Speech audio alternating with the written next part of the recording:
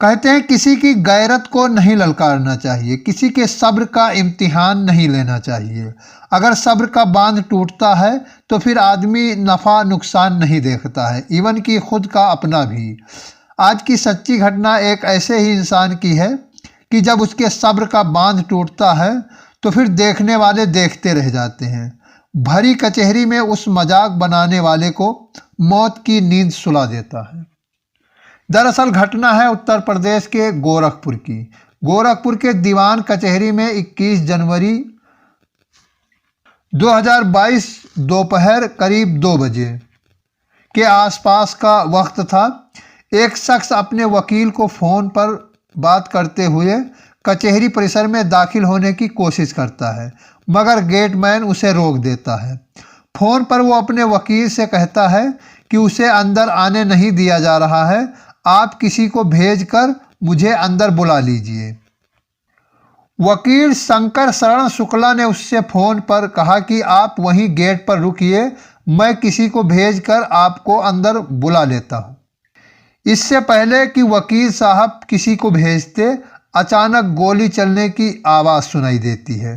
पहली गोली मिस हो जाती है, दूसरी गोली उस शख्स के सर में लगती है और आर पार हो जाती है। वो शख्स वहीं पर गिर जाता है। कचहरी में अफरा तफरी मच जाती है, लोग इधर उधर भागने लगते हैं।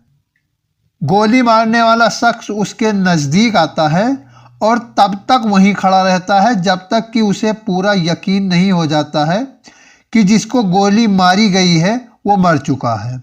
आनन फानन में लोग पुलिस को फ़ोन करते हैं।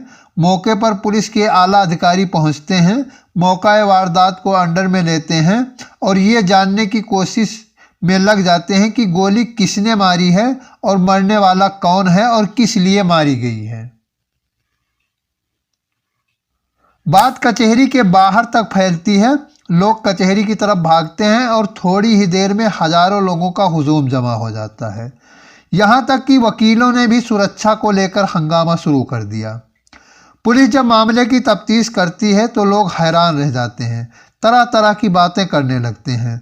अभी तक जो लोग कोर्ट परिसर में गोली चलने से सुरक्षा को लेकर जो बातें कर रहे थे, उन्हीं लोगों में कुछ लोग अब इस हत्या को सही ठहरा रहे थे। वहीं कुछ लोगों का कहना था कि मामला कुछ भी हो, कानून को हाथ में नहीं लेना चाहिए था। बात 12 फरवरी 2020 की है। गोरखपुर में बड़हलगंज इलाके में महाराजगंज के रहने वाले भागवत निषाद बीएसएफ के जवान हैं जो अब रिटायर हो चुके हैं।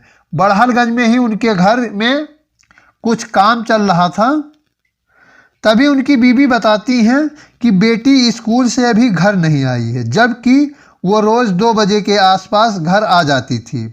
भागवत निषाद पता करते हैं मगर बेटी का कुछ पता नहीं चलता है। 5 दिन लगातार ढूंढने पर भी जब बेटी का पता नहीं चलता है तो फौजी भागवत निषाद 17 फरवरी को थाने जाते हैं और रिपोर्ट लिखवाते हैं। मामला रिटायर्ड फौजी का था। पुलिस फौरन हरकत में आती है और मामले की जांच शुरू कर देती है। पुलिस की जांच में पता चलता है कि एक शख्स जिसका नाम दिलशाद हुसैन है, जो कि इस फौजी के घर के पास ही पंचर बनाने की दुकान कर रखी है और टायर पंचर बनाने का काम करता है। पुलिस जब उसकी जानकारी जुटाती है तो पता चलता है कि दिलशाद हुसैन बिहार के मुजफ्फरपुर जिले के सकरा थाने के विधिपुरा गांव का रहने वाला था। पुलिस जब उसके घर पता करती है तो पता चलता है कि वो घर आया ही नहीं है। पुलिस जब उसके घर और दिलशाद की CDR निकलवाती है तो उसका लोकेशन हैदराबाद पता चलता है। पुलिस हैदराबाद जाती है और हैदराबाद से दिलशाद हुसैन और उस लड़की को बरामद कर लेती है। उन दोनों को पुलिस वापस गोरखपुर लाती है। लड़की का बयान दर्ज होता है। लड़की अपने बयान में बताती है कि दिलशाद ने उसके साथ गलत काम किया है, एक नहीं कई बार।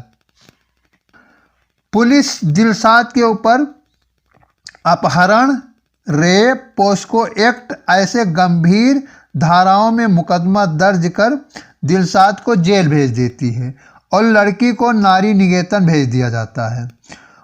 20 मार्च 2020 को इस मामले की चार्जशीट भी दाखिल कर दी जाती है। लगभग 22 महीने जेल में रहने के बाद जब दिलशाद जमानत पर वापस आता है तो अपने घर बिहार ना जाकर गोरखपुर वहीं फौजी के घर के आसपास चक्कर लगाता रहता है और बार बार उस फौजी के नज़रों के सामने से गुजरने की कोशिश करता है। और जब उस बेटी के बाप के नज़रों के सामने से गुजरता है तो हंसने की कोशिश करता है। ऐसा लगता है जैसे उसे चिढ़ा रहा हो। फौजी उसे समझाने की कोशिश करता है और कहता है कि तुम यहाँ से चले जाओ, मेरी नज़रों के सामने मत पड़ा करो। मगर दिलशाद हुसैन पर उसकी बातों का कुछ भी फर्क नहीं पड़ता है और लगातार उसकी हरकतें जारी रहती हैं। 21 जनवरी 2022 दोपहर करीब 2 बजे के आसपास का समय था।